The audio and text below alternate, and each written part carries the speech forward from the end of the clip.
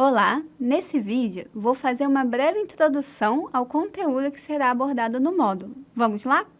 Nesse módulo nós vamos falar sobre a manutenção de áreas verdes. Nós vamos falar qual a importância dessa manutenção. Eu vou te mostrar aqui no slide um pouquinho sobre a importância do paisagismo e, consequentemente, da manutenção da área verde.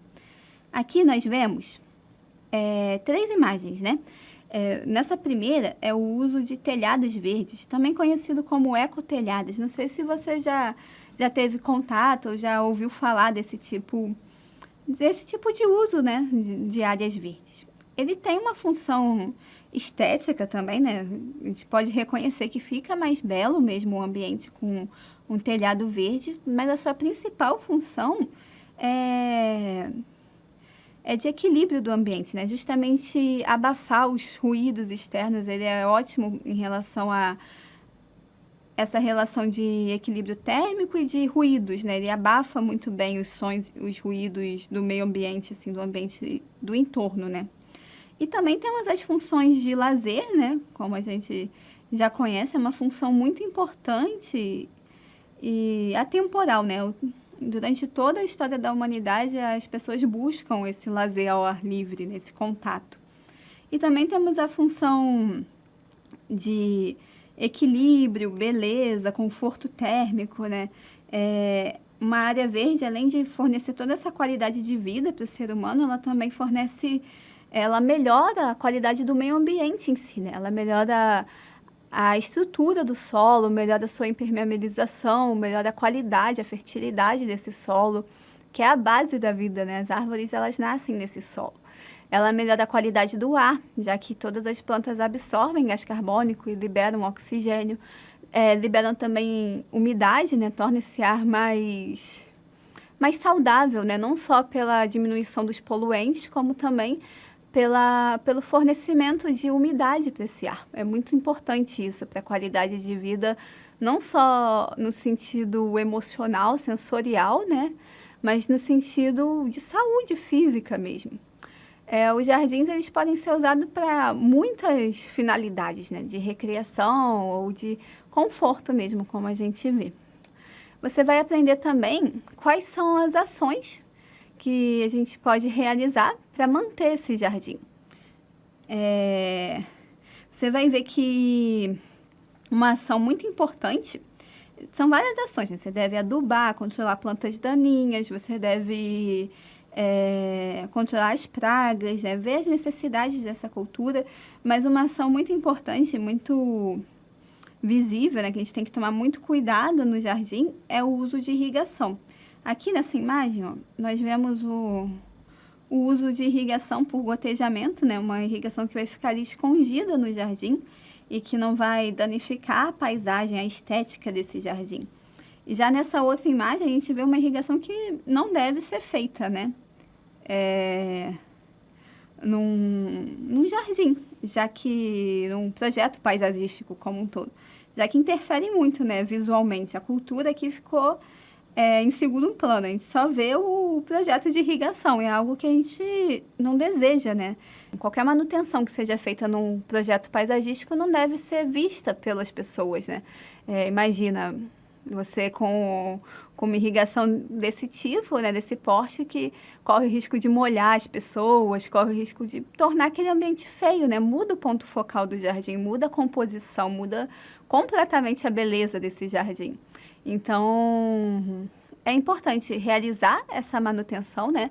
Essas ações de manutenção, como adubação, ver a necessidade, justamente para evitar, né? De uma forma preventiva, principalmente, para evitar que essas plantas fiquem doentes, né? Fiquem feias, fiquem murchas, ou com algum sintoma de deficiência, ou com algum sintoma de alguma praga agrícola, né? Seja fungos ou formigas, não importa. E é isso, você vai ver detalhadamente cada uma dessas ações mais para frente, mas no geral é isso. E, por fim, você vai ver também o papel que o poder público tem na manutenção dessas áreas verdes. Eu vou te mostrar aqui 2 exemplos do papel da eficiência, né, nesse papel do poder público.